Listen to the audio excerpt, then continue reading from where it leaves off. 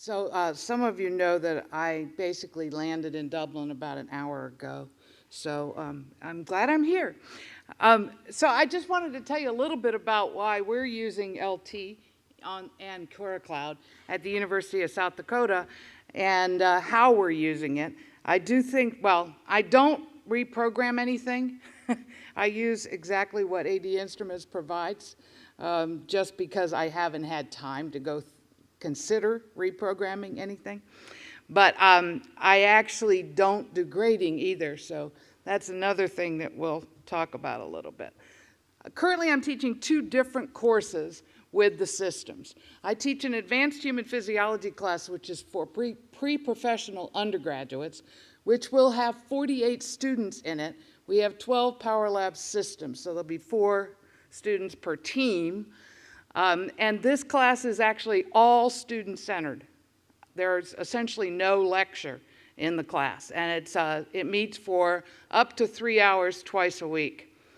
And then I recently designed a new course for occupational therapy doctoral students. And in the fall, we will only have 28 students in that class, so they'll be using only 7 Power Lab systems. And they have a less intense physiology background prerequisite than the advanced human physiology students who had to have an entire 400-level physiology course before they take my class. So what we're going to use as an example today, one of the cases on lung function. And so this is just to show you a little bit about the kinds of stuff they would do if they did that particular module.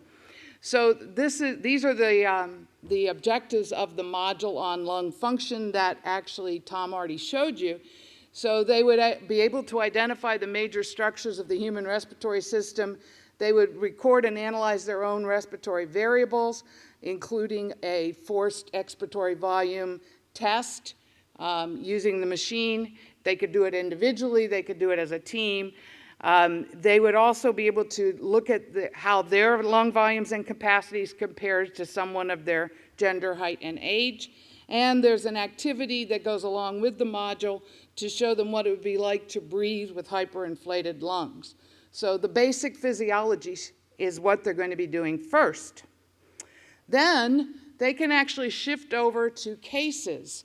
And the cases that are available in the preclinical medical laboratories that AD Instruments provides are real people with real diseases who are interviewed and who their caregivers and their family members are also interviewed, and their physiology data is also included.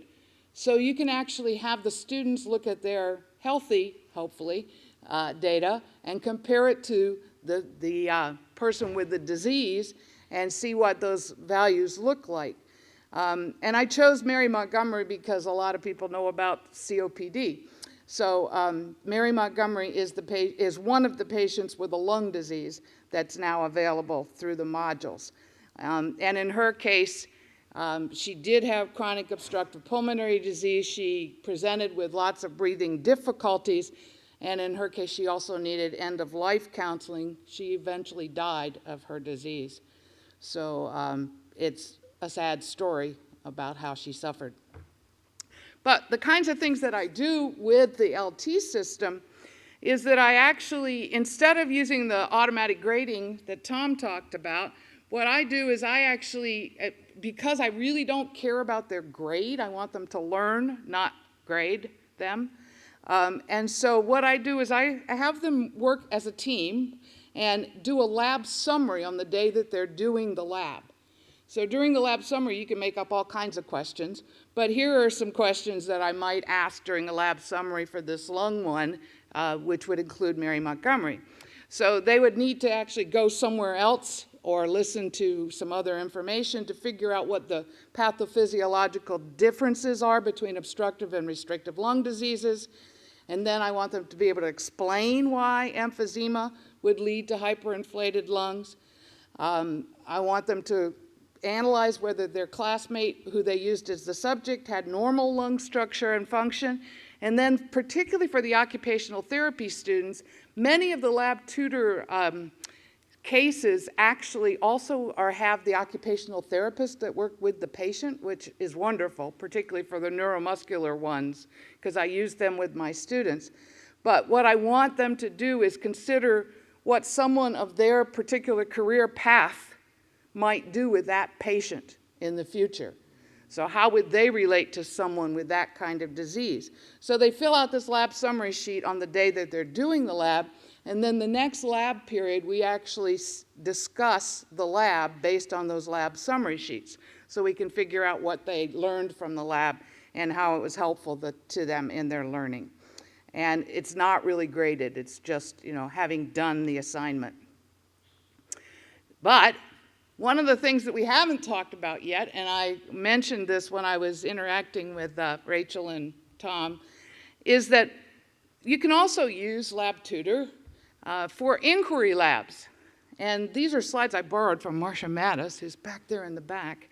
But these days, at least at the K-12 level and throughout science education, there's a large stress on having students be able to do inquiry-based learning. So the kind that we knew about when we were high school and college students was probably the cookbook lab. I remember back when I was taking PChem, physical chemistry, I was a chemistry major at Duke. If we didn't get the yield that we needed to get our grade, we had to keep going back to the lab until we got the yield. So that was definitely cookbook. You had to follow the recipe. But in that case, the teacher comes up with the idea, the teacher comes up with the cookbook, the recipe, and then the student has to do it until they do it right. If you wanted to get to the next level of inquiry, there's something called guided inquiry. And with guided inquiry, probably the teacher could come up with the initial idea. One example of that we use in the APS is we do a workshop with high school students where we have them evaluate whether the length of the tubing, the diameter of the tubing, or the viscosity of the fluid that's going through the tubing has the biggest effect on flow. And so we give them the tubing and we give them funnels and they have to set up their experiments and then try to analyze that. And so that particular, the questions are actually asked by the teacher, but the students have to design the experiment and run the experiment and come up with some results on the experiment. So that would be level 4 guided inquiry. And then I used to teach a majors biology class, and I had an open inquiry activity there with actually a competitor, which I'm not going to talk about, of Lab Tutor. And what I had the students do is actually design their own experiments. So for example, these were undergraduate students who were biology majors. They might say something like, I want to know how caffeine affects heart rate. And so that would be a level 5 open inquiry because they came up with the question. And so this was the schedule for the semester when they did that. They would actually be introduced to the system on day 1 of the lab so that they could brainstorm the ideas for what experiments they wanted to do. So they needed to know what kinds of equipment there were, what kinds of modules there were that they could use for their experiments. In week 2, they would be actually designing their experiments, trying to figure out what they wanted to investigate, and then, of course, getting approval from their instructor for safety reasons. Days 3 to 6, they would be finding subjects to actually gather data from and use that data so that by the end of week 6, they could actually hopefully analyze the data, prepare some graphs, and work on a poster. And then I had them do a practice poster session in their lab, which had 24 students in it and a TA. And then for the formal poster presentation, we just put posters up in the hallway in the biology building during the 50-minute class period. And all the students were there, and the faculty who were actually teaching in the building wandered through and asked them questions about their posters. So that was the formal poster presentation. It had already been basically graded by the TA in the lab, but they had to be there to stand in front of their posters. And I could tell you a few things that were not excellent about this. One of them was that they never did enough experiments to come up with statistical significance amongst the people. They also, for example, with the caffeine story, Took them a long time to figure out how much caffeine was in the beverage that they were actually letting the person drink. It also took them a long time to figure out whether that person was already addicted to caffeine or not. It took them a long time to figure out how long from the last caffeine consumption they could actually do the experiment and make it a control. But what they really found out by doing these experiments was that it's very, very difficult to get statistical significance in human experiments. And I think that's a great thing to find out. I don't think it matters that they didn't actually have a publishable report or they didn't actually have statistical significance. I think just the fact that they were able to do the experiment and realize how difficult it is was a good thing. And at the time, I was the only one in the biology department that was offering an open inquiry opportunity for the students, and I did eventually hear from some of the upper level biology teachers that they were impressed that when the students came into their classes, they were actually able to design and implement experiments a little bit better than they had before. The biology department changed their curriculum, and I no longer teach that course, so it's gone. So with LT, you can also do that. You can do inquiry experiments. You can have them design their experiments. I wanted to give you this disclaimer because we're going to let you play around with the system so you can look at Mary Montgomery, who has COPD. AD Instruments takes privacy very seriously, and we truly appreciate and respect the patients who have chosen to share what is in some cases some of the hardest times of their lives with us. It is because of their honesty and openness that generations of students to come can learn from what they experienced. In this instance, we thank Ms. Mary Montgomery and her family for allowing us to share her story with you today. Out of respect for our patients and their families, please refrain from taking images of any patient material during this session. I live in South Dakota. South Dakota's in the middle of the United States. I recommend that if you're using the patient cases, that you have the students use closed captioning. They can't all understand a New Zealand accent. And so if you put closed captioning on there, they have a bet that usually the care providers have an accent that's understandable, but some of the patients have very, very strong accents. So I would recommend using closed captioning. Let me just tell you why we shifted. We used Lab Tutor, why we shifted to LT from Lab Tutor. I originally had my institution invest in the Power Lab systems because I wanted to use them for our new medical curriculum, which we have now had in place for 3 years. Thinking that in each of the blocks, it would be great if the medical students did basic physiology and then looked at a case.